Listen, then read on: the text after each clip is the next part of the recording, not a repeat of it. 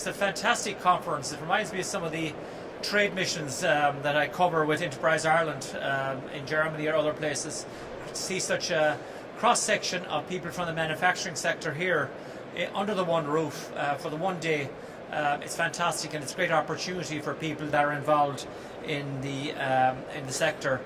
And it's delighted to be here at the conference. And of course, our manufacturing base in Ireland is full of multinational, it's full of indigenous firms, and they are the key pillar of the economy nationally and in all the regions as well. And of course, these groups, these industries support a significant amount of employment and contribute so much to the economic development of our country throughout the country, not just in one area but in the regions as well. Manufacturing business contributes about 25% of GDP and employ over 440,000 people directly and indirectly. So you can see how important the manufacturing sector is. And the performance of Ireland's manufacturing sector, to me, as Minister for Trade, is key to the development of our economic success. I'm acutely aware, ladies and gentlemen, of how important manufacturing is and the significant changes that manufacturing is going through at the moment. It's also, for all of us in the industry, a time of challenge, but it's also a time of opportunity. And it's opportunities like this are extremely important, that we're all together collaborating under the one roof today and sharing our own experiences together. We all remember the problems manufacturing had during the early part of the downturn in the economy. And thankfully, in the last number of years, the manufacturing sector has recovered. It now has increased by over 35,000 jobs in the last 5 years. And of course, that growth is not just in one sector; it's in all the sectors, and that's important, and has contributed so much to the upturn in our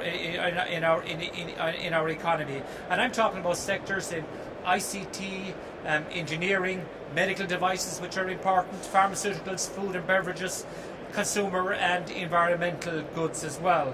So let me assure you, as Minister for Trade, and on behalf of the agencies as well, which are playing an important role, that we will continue to support existing manufacturing and to better position Ireland to win investments in manufacturing for the future.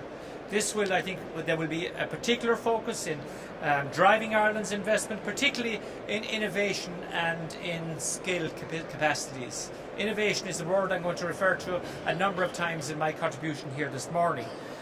These days, of course, not only will businesses be impacted by Brexit, but it'll also be impacted by the advances in the digital technology, and of course, which is occurring at a rapid pace. Consumers' capacity, I believe, to innovate and to respond to the changes of digitalisation is going to ultimately determine the future for many of the manufacturing companies that we have here today as well. We're looking at an age now where our children and our children born today are probably not going to be driving cars. Such is what's happening in the sector at the moment. I was in West Coast in San Francisco 10 days ago, and I was at the Tesla car plant. I had my first drive in the autonomous car. Scary enough, but at the same time, it's the future, and so many car manufacturers are now beginning to realise that this is the future, and they are turning their research into that area. And it's great. I was with one company, a manufacturing company from Mullingar called the Mergen Group, and they're supplying manufacturing goods here in Ireland into the Tesla Group in Mountain View in California. They're supplying pumps and pieces for the Tesla car. That's a sign of the innovation and the type of companies that we have here now, and in that area. So it is heartening to see the success of manufacturing, and as you travel around the country, as Minister, I travel around the country, I see that for myself at first hand as well. Let me look at some of the highlights here of what's happening in Ireland. We've got 9 of the top 10 pharmaceutical companies in the world in Ireland, 8 of the top 10 leading global automation companies here, and as many as 18 of the top 20 medical device companies in Ireland. So we are in a very prime position to grow our indigenous manufacturing. The foreign direct investment is extremely important to us, but the indigenous manufacturing is more important because it implies nearly 70% of the population. It makes up for 90% of the workforce here. We have a very, I suppose, what I would say, a highly developed entrepreneurial spirit in the country at the moment. We have a range of technology-rich countries that have expanded their reach throughout the world. And I've seen this myself on the various trade missions that I take on with Enterprise Ireland. Only last year I was in Minneapolis with 18 Irish indigenous companies, some of the manufacturing companies, most of the manufacturing actually. And they weren't from just the Dublin area, they were from throughout the country. And they were able to, and we were with them, we were with Medtronics, we were in Boston Scientific, some of the big companies out there, and they're doing business, whether it's in sub-supply or applying directly into these companies. So they are playing a very important role. And of course, our investment in R&D is extremely important as well, particularly in the manufacturing activities that have helped Ireland to become the second world rankings for research and in areas like nanotechnology and animal and dairy, and third in the world for material science. And that's no mean feat for a small country that we've been able to achieve those type of ratings throughout the world, and have been obviously it's a big advantage for all of you here that we're in that league. But I want to see more happen in the Irish SME sector. I want them to drive the Irish economy for the coming decade. Yes, we're starting from a very solid base, and but indigenous enterprise, it's crucial, I believe, for the economy, and Irish-owned companies, as I said, are accounting for 90% of businesses here. As Minister for Digital and Data, I'm acutely aware of the importance of the digital revolution and for manufacturing in Ireland. This has encouraged a new wave of advanced ICT technologies and is driving real radical transformation in the sector itself. You'll all be aware that digitalization in manufacturing is a phenomenon that's happening right now. It's not happening in the future. It's happening right now, and of course it's reshaping the whole global economy. So little wonder that we call it the fourth industrial revolution. For Ireland to remain globally competitive, and we all know how important it is that a company to be competitive nowadays, it is imperative that our manufacturing base develop the knowledge and the capacities to in the whole area of digital transformation. We must embrace technology. We mustn't be afraid of technology and not afraid to change, because that's the future of work. That's the future of doing business, is embracing the new technological digital technology that's coming on board. And my department, Department of Business, Innovation, Enterprise, we're responding to those challenges, and we've had extensive engagement with the manufacturing sector. We're developing policies to support this transformation, and I can assure you that our agencies, and I'm talking about all the agencies, not just the ID, Enterprise Ireland, Science Foundation of Ireland, but all the agencies are well positioned to support that transformation and help you along that journey which you're all in at the moment. My department is already investing heavily in the manufacturing research and innovation through Science Foundation of Ireland and Enterprise Ireland and the IDA. Over the last 12 months alone, we've seen 2 new SFI research centres established with specific emphasis on the manufacturing focus. The SFI Confirm Centre will focus on smart manufacturing involving the convergence of IT, industrial automation systems, while the SFI iForm Centre will concentrate on addictive manufacturing. Last year we also saw the official launch of the Enterprise Ireland IDA's Manufacturing Research Technology Centre, IMR. This, of course, is a one-stop shop where manufacturing companies, both multinational and indigenous, can collaborate together to solve big manufacturing challenges in partnership with researchers from Ireland and from the EU. Separately, under my own department's Regional Enterprise Development Fund allocations, which were announced at the end of the year, we've made further investment in the Irish Manufacturing Research Centre in Mullingar to ensure that we can stay to the forefront of the new 3D and the whole area of addictive manufacturing innovation. These investments by the state, I believe, build on a very exciting ecosystem on research and development supports, including the SFI Curum Centre in the area of medical device manufacturing and the Insight Centre which is focused on data analytics for the use of smart manufacturing. Through Enterprise Ireland, ladies and gentlemen, we've also made a significant early investment in the manufacturing technology area, including Dairy Processing Technology Centre, the Pharmaceutical Manufacturing Technology Centre, as well as the number of engineering and manufacturing technology gateways. And let me say to you here this morning, we are planning more of these as well. My department, together with the enterprise agencies, have been progressing proposals also for the establishment of an advanced manufacturing centre. And that's key to me for the future, the development of advanced manufacturing centres. It's what all our multinational companies want as well.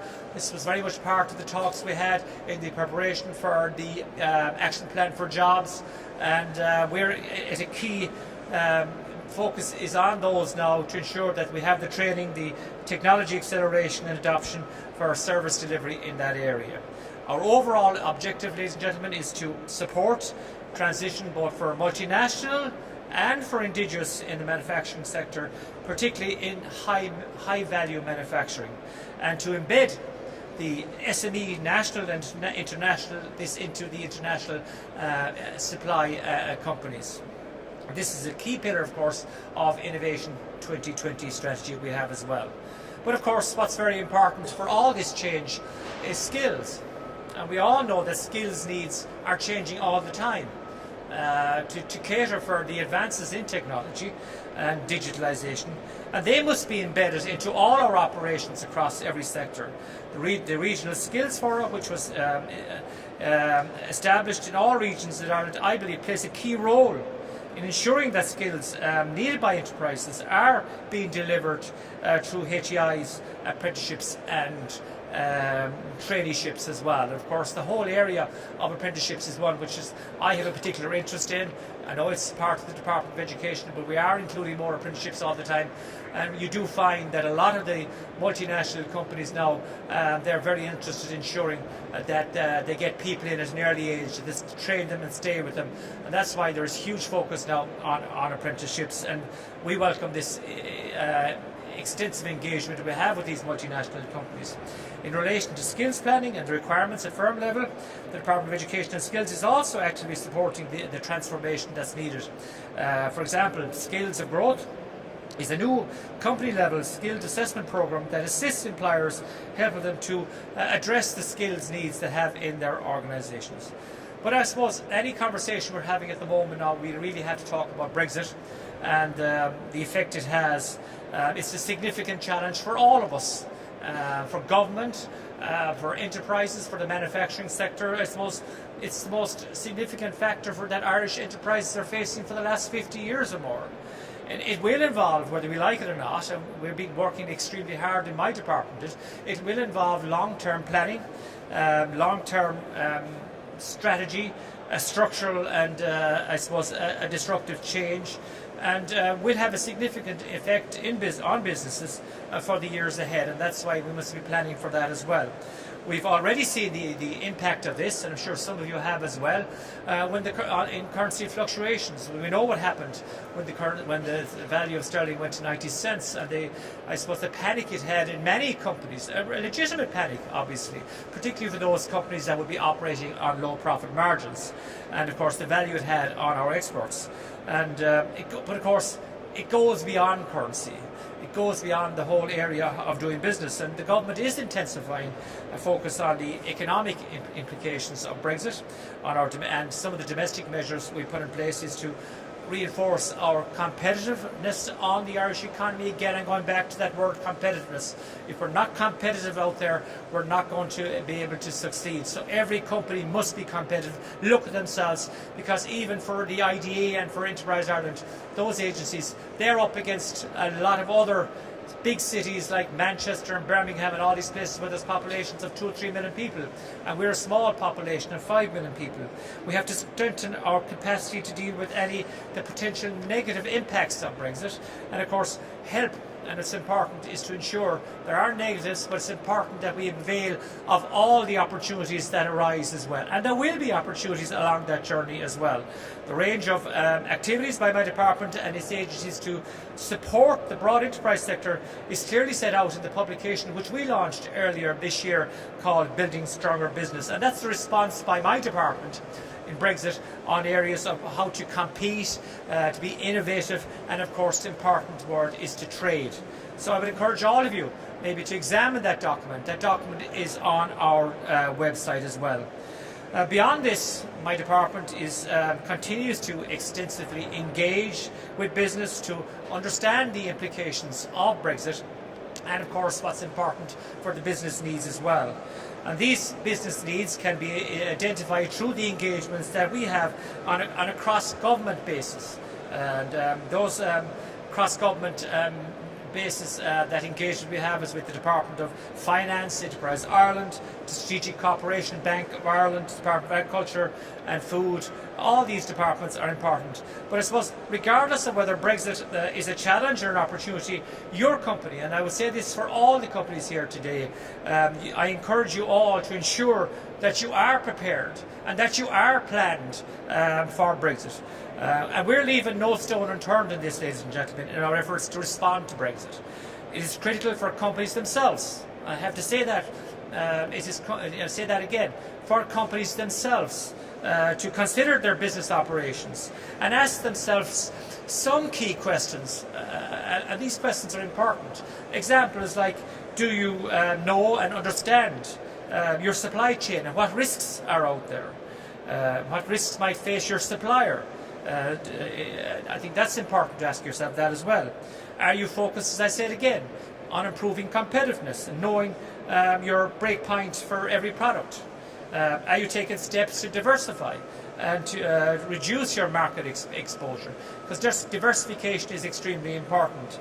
And have you identified opportunities to supply into the existing multinational base here and replace them with replace your UK suppliers? For those of you that have not yet responded to Brexit, I urge you to respond to Brexit. I urge you to take the first step. Go on the website prepareforbrexit.ie, and there you'll see the relevant tools and information needed for the necessary planning that you need. And you know, this is important because we have done surveys in the department in relation to what companies are Brexit ready.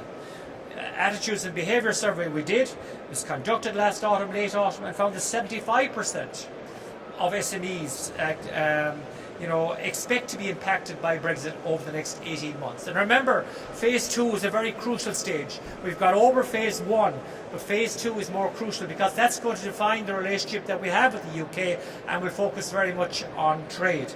And the survey also revealed that less than 1/5 of those SMEs had a formal Brexit contingency plan.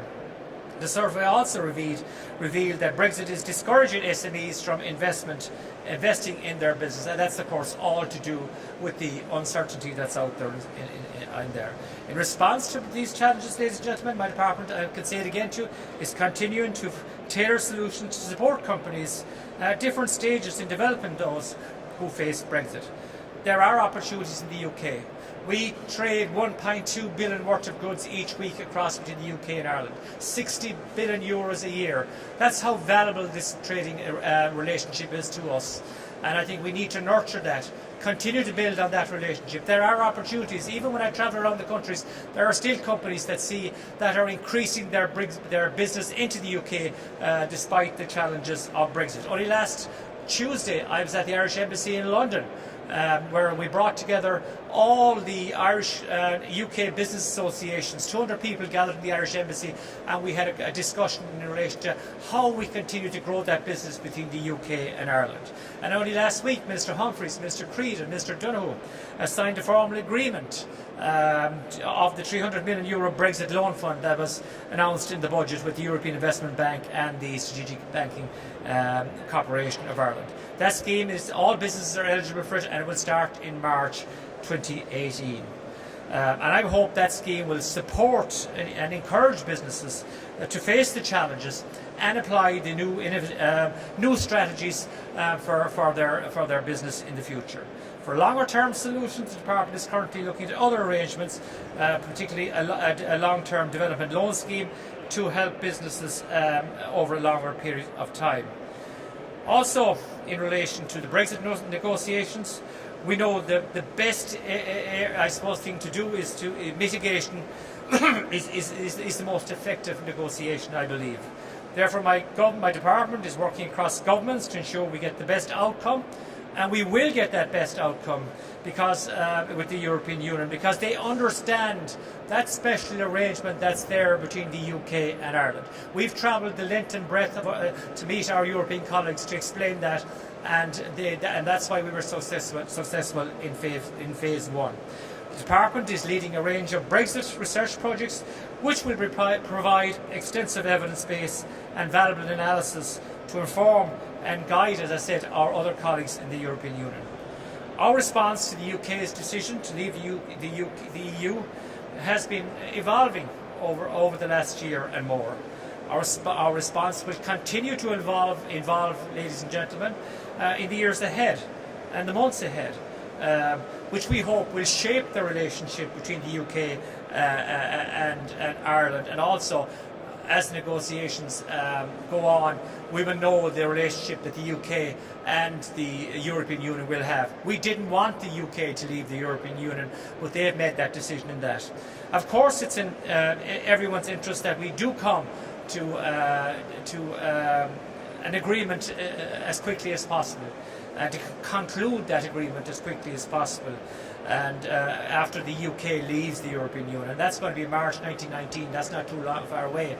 We have a 2-year transition period, but it's important that we do get certainty for all of you out there in relation to your future relationship, in relation to developing your business with the UK. So in conclusion, ladies and gentlemen, I want to wish you all continued success in driving and delivering your ambitious agenda, and all of you have an ambitious agenda. Everybody with their own business has an ambition to do better and to succeed, and that's your agenda for here today: to do better, to succeed, grow your business, and create further business for yourself, and of course create more jobs. We're at a very exciting time in Ireland's economy at the moment as we approach full employment. Remember the dark days when unemployment back in 2012 was 15.1%. Today we're 6%, one of the fastest growing economies in Europe. Ireland, let me say it to you here this morning, I say it to you as your Minister, Ireland will continue to be a leader in the manufacturing sector. It will change. We know that. You're changing for that. Events like this are extremely important, and my department will have an ambitious programme for the future. We are determined to continue to ensure that Ireland is to the forefront of the manufacturing, particularly in the area of innovation and creativity as well, and provide rewarding quality employment throughout the regions. And it's great to see all the regions here represented here today.